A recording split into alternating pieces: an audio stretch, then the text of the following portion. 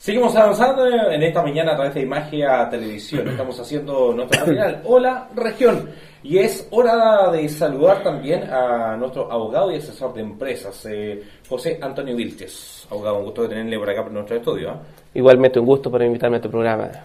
Abogado, tenemos temas interesantes que abordar para que usted, mamita en su casa también, amiga y amigo que nos está viendo, tome un minutito de su tiempo y también se puede interiorizar de aquello, porque siempre las pensiones alimenticias son un problemita para nuestra sociedad, abogado. Así es, pues, lamentablemente, como muchos jueces lo han dicho y muchos abogados, es una instancia a la que no deberíamos llegar. Pero lamentablemente me imagino que los tribunales deben estar colapsados con temas. Así es. Lamentablemente, la mayoría de los juicios en los tribunales de familia es por pensión de alimentos. Y más todavía, después, son los cobros de las pensiones de alimentos. Yeah. Porque muchas veces, obviamente, se determinan los alimentos en el tribunal, pero después no se pagan. Partamos entonces de la base ya. ¿Qué es lo que es una pensión alimenticia para que ahí en la casa sepamos bien qué es lo que es una pensión alimenticia? La pensión alimenticia está dada por el derecho de alimentos que establece la ley. ¿Qué es lo que es el derecho de alimentos? Es el derecho que tiene obviamente una persona respecto de otra para que ésta le cubra sus necesidades básicas necesarias, como a modo de ejemplo, salud, alimentación, educación. Yeah. Y entretención, por supuesto, que tenemos que agregar. Sí, más otro ítem. ¿Por qué hablamos de entretención? Porque la entretención es parte, obviamente, de la educación y la formación de los niños. Bueno, y ahí, ¿cómo se va generando este proceso? La mamá, en este caso, si tiene la tuición de los hijos, es el papá quien paga la pensión, si no la paga el papá, ¿pasan los abuelos acá a tomar parte? ¿Cómo es el proceso? La ley establece un orden, obviamente, de quienes se deben alimentos entre sí. Ya. Específicamente, se deben alimentos entre los cónyuges, marido o mujer. Ambos, obviamente, se deben alimentos. Se deben alimentos los padres con los hijos, que se llaman los descendientes, y también se deben alimentos a los ascendientes. O sea, un abuelo, en este caso, podría demandar a su hijo. ¿Se da frecuentemente o son casos aislados? Son casos aislados, ¿no? Son casos aislados porque la población mayor, hay un cierto orgullo, ellos no les gusta, obviamente, interferir en la vida de sus hijos, aun cuando estén pasando por situaciones de precariedad, que muchas veces hemos visto en televisión casos. Se han visto casos. Pero bueno, como dice también, ojalá no se llegue a esa instancia, pero sí. Con los niños hay este tema hasta el debe, hay mucho tema también en cuanto a la pensión alimenticia. ¿Cómo se genera este proceso para poder realizar los primeros trámites de una pensión alimenticia? Lo primero que tenemos que hablar como requisito básico o sine qua non, como se llama, es que esté determinada la afiliación con respecto a quién vamos a demandar. Perfecto. O sea, si es un hijo, tiene que estar determinada la afiliación con respecto al padre, o sea, que es hijo de él. Porque si no, primero tenemos que hacer un trámite, que es ese trámite de determinar la afiliación en el mismo tribunal de familia. Posteriormente, estando determinada la afiliación, si el padre no quiere voluntariamente entregar alimentos o se desliga, sea porque nunca se casó, contrajo matrimonio con la madre del niño o porque se separaron de hecho, la madre debe realizar un trámite que es ante una institución de mediación. Perfecto. ¿Primero va a la mediación? Primero va a la mediación. Sí, antiguamente se demanda directamente en tribunales, o sea, tú tenías la facultad de ir al tribunal, llevas tu certificado de nacimiento, que era el requisito básico para determinar, pero hoy, obviamente, tratando de evitar que toda esa cantidad de demanda de pensión de alimentos ingrese y colapse el sistema, que pase por un trámite que es un trámite prejudicial, porque muchas veces se resuelve en mediación. Ambas partes, tanto el padre y la madre, llegan a acuerdo, cada uno presenta obviamente la misma documentación que podría presentar en el tribunal, que son liquidaciones, contrato de arriendo, entre otras cosas. ¿Esto se hace casi para no exponer al niño en tribunales? Sí,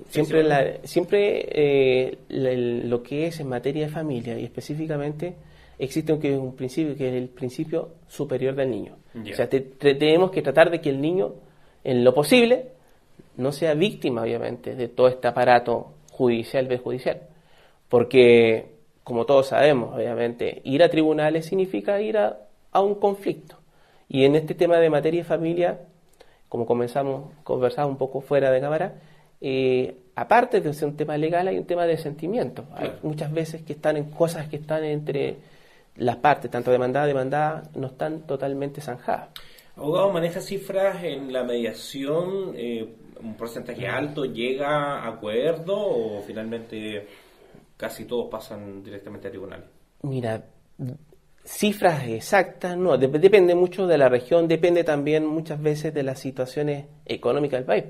O su experiencia en este caso. Y en mi experiencia, obviamente, el porcentaje era de un 30%, que en mediación se lograban acuerdos de pensión y alimentos, se fijaban, y obviamente el tribunal después se presentaba obviamente el acta y con eso quedaba todo zanjado. Se abría la libreta, porque esa era una libreta de pensión y alimentos, pero la gran mayoría o no se presentaba a esa audiencia porque es una audiencia voluntaria, no se presentaba, o lisa y llanamente no llegaban a acuerdo en cuanto a los montos.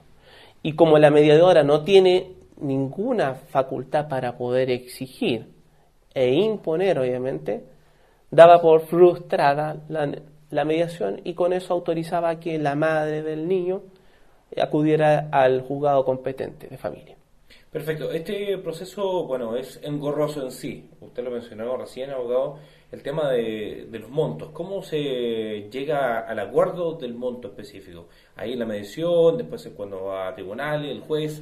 ¿Cómo es el proceso? Bueno, si en mediación se determina el monto, ese es el monto que va a quedar fijado, que puede ser un porcentaje de los emolumentos del demandado o puede ser una cifra fija. Pero ojo, aquí hay una situación, que los alimentos no tan solo se pueden determinar en dinero, pueden ser en especies. Yo puedo dar en alimentos el usufructo de un inmueble. Pensemos en un caso que un matrimonio que se separa, tienen una casa en común y van a mediación, pensando en mediación, y fijan un alimento, una cantidad pensemos de 200, 300 mil pesos. Perfecto. Cifra obviamente que es alta. Pero adicionalmente, fijan alimentos también para el hijo y la madre, puede ser, y le entregan usufructo a la casa, que es un derecho para usar y gozar del inmueble. O sea, es parte del... ¿También se puede llegar a ese acuerdo?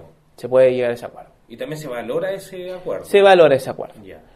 Ahora, eso se cuantifica. Obviamente, la ley establece un límite de monto. Y el límite de monto es el 50% del total de los emolumentos que percibe el demandado. Obviamente deduciendo las cotizaciones provisionales.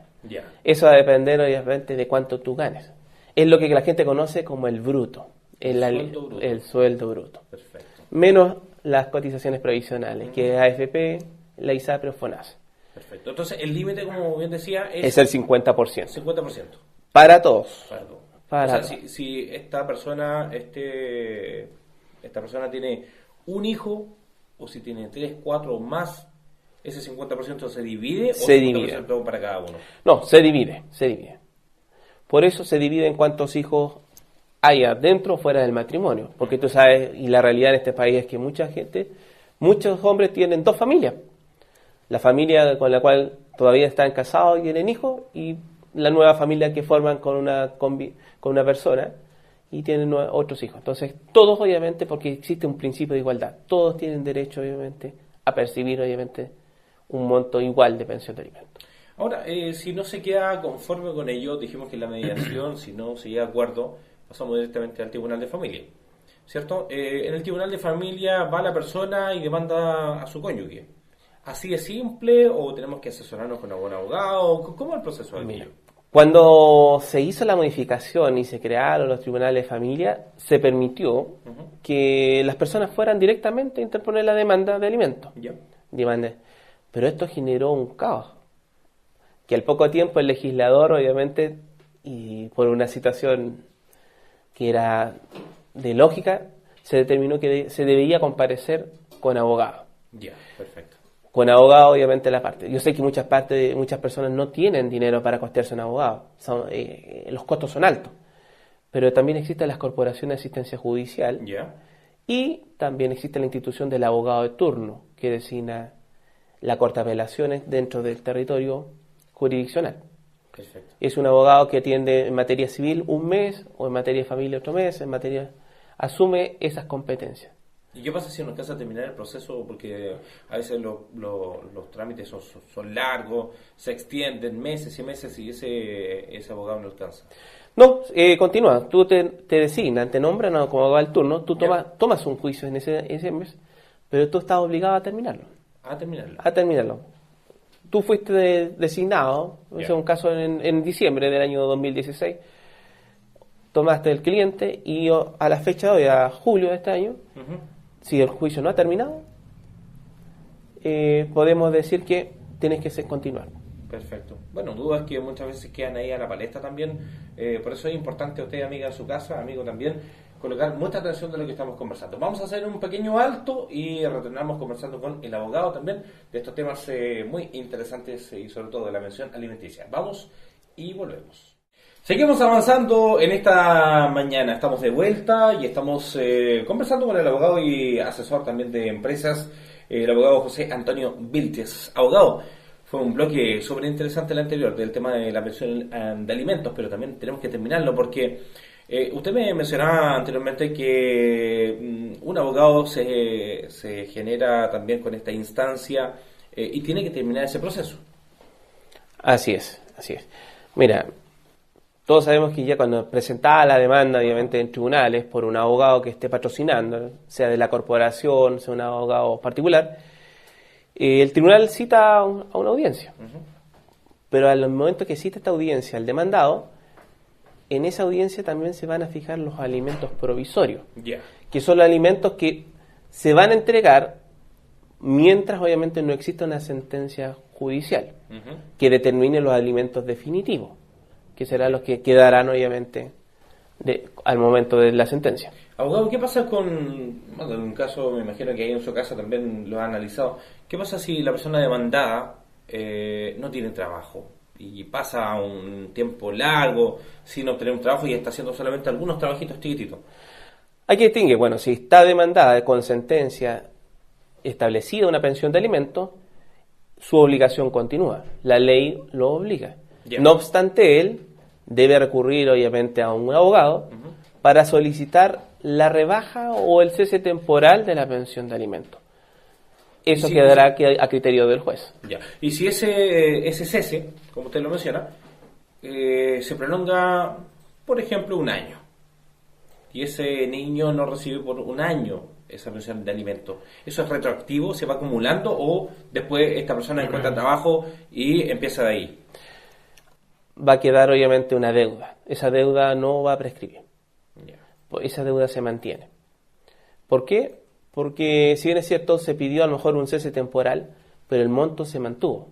No va a haber obviamente por parte del tribunal una acción de obligarlo obviamente a pagar o una amenaza de quedar en prisión en reclusión nocturna o perder la licencia de conducir.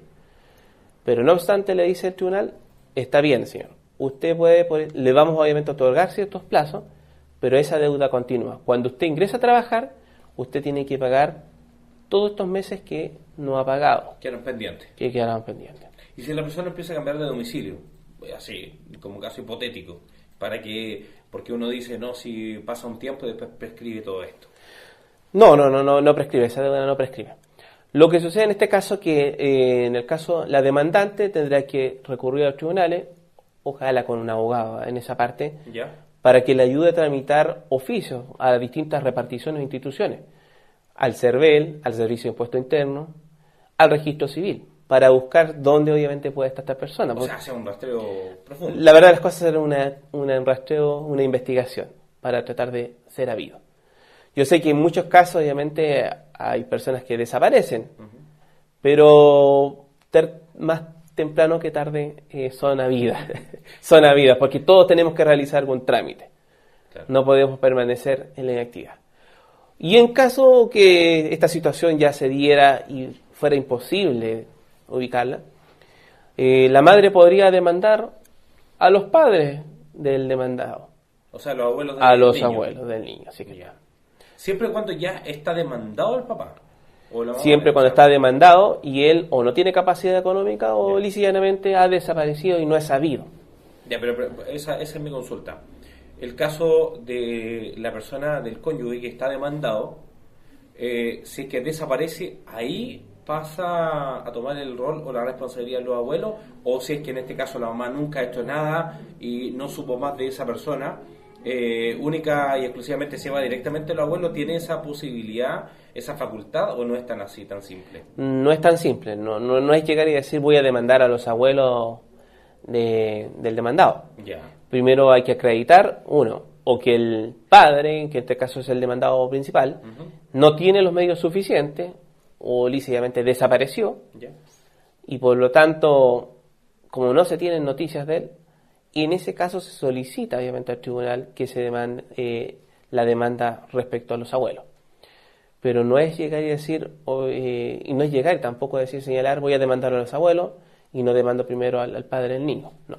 Se tiene que agotar toda la instancia con respecto al demandado principal, que es el padre del niño. Ahora, ese niño fue creciendo en el tiempo y después salió de cuarto medio, la enseñanza para poder seguir progresando en los estudios. ¿Qué pasa con ese proceso en cuanto a la demanda por estudio? Mira, lo particular en estos juicios de alimentos es que las sentencias no son sentencias firmes y ejecutoriadas que no se puedan modificar, atendido a lo que tú mismo señalas, la naturaleza. Porque pensemos que las necesidades de un niño de 5 años son distintas a las de un joven o un loro de 17, 18 años, que está aporta o ingresando a la educación superior. Los gastos son distintos, aumentan. Exacto. La mayoría de los muchachos se va a estudiar fuera, a otra región, comuna. Entonces eso hace que el ingreso que se percibe de pensión de alimentos sea insuficiente. La madre en este caso, si es menor de edad, o sea, si tiene menos de 18 años, puede ella solicitar el aumento de pensión de alimentos. Pero si el niño tiene 18 años de edad, es él el que tiene que demandar directamente el aumento de alimentos. Y ahí pasa a tomar el cargo él de demanda. Así es, el mismo tribunal. Y se hace el mismo trámite, ¿eh? Tienes que pasar primero por mediación, siempre mediación, eso hay que decirle, recalcarle a la gente. El primer trámite que tú tienes que hacer es mediación, o sea, usted tiene que ir primero a mediación, si quiere un aumento, quiere un cese o quiere una pensión de alimentos. Y anteriormente había mencionado que era hasta un 50% el tope del sueldo, y si este muchacho, este joven, ya va a la educación superior, ¿se puede igual hacer esa modificación y aumentar la pensión en este caso, y aumentar de 50% a un 70%, a un 80%? No, solamente un 50%. ¿Y por qué es un 50%? Porque la ley entiende que ambos padres, tanto la madre como el padre, deben contribuir con alimentos para sus consortes, para sus hijos. Obviamente, atendía a las circunstancias económicas. A lo mejor el 50% es el tope y con ese va a tener que tratar obviamente de subsistir el niño en la educación superior.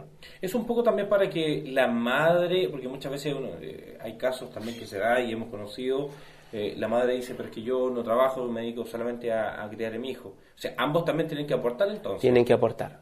Y obviamente el aporte de la dueña de casa se valora igual, ¿eh? O sea, los tribunales de familia eso lo tienen presente, porque una cosa es aportar económicamente, aunque uno aporte un 50%, y otra cosa es mucho más compleja, que es obviamente, y las mujeres lo saben, que es criar a un niño, educarlo, porque ahí no hay horario. Exacto. No hay un monto que realmente sea suficiente. Y ese monto también después se va generando a través del tiempo, como lo decíamos. ¿Qué pasa y qué ocurre con esos casos de que este adolescente tenía la demanda contra, supongamos que el caso más habitual, contra el padre, y después llegó hasta cuarto medio, dejó de estudiar, tiene ya 19 años? ¿Qué ocurre ahí con la pensión de alimentos? A ver, se dice, y la pensión de alimentos está establecida hasta los 21 años de edad. ¿Por obligatoriedad? Por ley. Ya. O sea, tú puedes demandar teniendo 18 o 19 años. Aunque hayas dejado de estudiar, puedes volver a estudiar teniendo esa edad, y se prolonga hasta los 28 años de edad, que ese es el tope máximo. ¿Hasta los 28? Hasta los 28. Ya, perfecto. Entonces, tú puedes, obviamente, y hay muchos casos también que hay muchas adolescentes que se embarazan, y padres que le dan pensión de alimentos, le dicen, no te voy a dar más, y no le depositan. Y ellos creen que obviamente, porque la hija obviamente quedó embarazada, es una causa suficiente para poner término, y no es así. No es así. No es así. Es más, podría la niña seguir estudiando, tener 17, 18 años, ingresar a terminar, si no ha terminado su enseñanza media, y posteriormente seguir en la educación superior. Entonces, como decía, como por ejemplo, ya la niña tiene, la muchacha tiene 20 años, el papá supuso que hasta ahí nomás llegaba al límite porque quedó embarazada, pero si ya a los 21, 22 se matricula, con ese documento puede reactivar esta situación. Puede reactivar, sí. Pero, ojo, que muchas veces también se ha dado la práctica que hay algunos hijos que abusan del sistema. Ya. Porque también vuelven, se inscriben en una carrera, están un semestre, se van, vuelven. Y a los 27 años les viene obviamente una necesidad de poder querer estudiar. Entonces, esta es de verdad. Esta es de verdad, ahora sí. Pero lamentablemente ahí ya el tiempo los pilla, porque la ley establece que son los 28 años. Hasta los 28 años. Hasta los 28 años. Salvo obviamente que sea una circunstancia muy especial que el juez de familia pueda apreciar en el caso particular y determine obviamente una prolongación. Perfecto. Pero es hasta los 28. Hasta los 28. Bueno, tema ya claro, preciso y conciso para que usted también lo tenga ahí en apunte. Abogado, muchas gracias por el tema que hoy día nos trajo también al tapete, porque de verdad que es sumamente interesante y también ahí en las casas les interesa conocer un poquito más a fondo de aquello. Gracias por tu invitación. Estaremos conversando ya la próxima semana. Ok, aquí estaremos. Así que ustedes sigan junto a nosotros porque nosotros seguimos avanzando en esta entretenida mañana a través de Imagia Televisión.